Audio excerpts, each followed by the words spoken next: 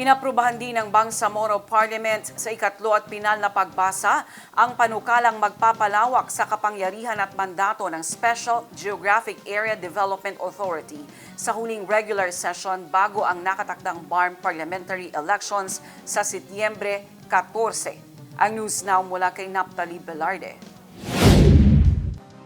Aprobado na sa third at final reading ng BTA Parliament ang BTA Bill No. 431, huwag panukalang magpapalawak sa mandato at kapangyarihan ng Special Geographic Area Development Authority o SGADA.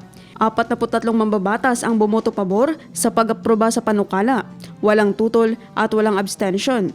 Pangunahing may akda ng panukala sina Members of Parliament Butch Malang, Tumanda Antok, Kitem Kadatuan Jr. at Nagib Sinarimbo. Sa ilalim ng panukala, mananatiling isang Special Administrative and Development Authority ang SGADA at hindi ito magiging hiwalay na political subdivision. Mananatili ring may sariling autonomiya ang 8 munisipalidad ng Special Geographic Area: Kadayangan, Kapalawan, Ligawasan, Malidigaw, Nabalawag, Old Kaabakan, Pahamudin at Tugunan.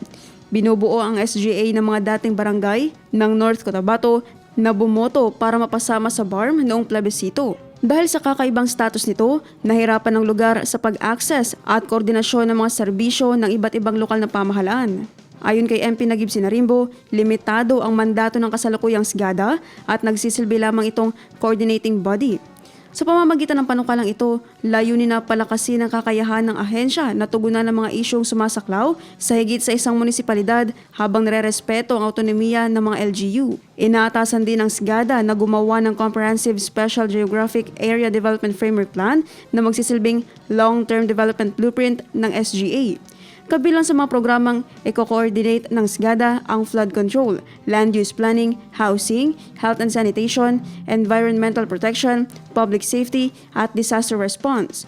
Nilinaw rin sa panukala na hindi papalitan ng SGADA ang mga lokal na pamahalaan. Sa halip, magsisilbi itong coordinating authority na makikipagtulungan sa mga ministry, ahensya at LGUs para sa mga programang nangangailangan ng area-wide planning at resources.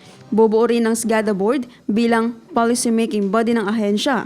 Ang chairperson nito ay tatalaga ng Chief Minister na magkakaroon ng cabinet-level status. Bukod dito, nakatakdang tumanggap ang SGADA ng 2.5% na taunang revenue collections ng Bangsamoro Government na rerepasuhin ng Bangsamoro Parliament kada 3 taon. May nakasaading transition mechanism ang panukala sakaling maging isang lalawigan o iba pang political subdivision ng SGA. Sa ganitong sitwasyon, unti-unting ililipat ang mga kapangyarihan, assets, liabilities at personal ng SGADA sa magiging bagong local government unit sa loob ng 2 taon. Naphtali Velarde, iMinds, Philippines.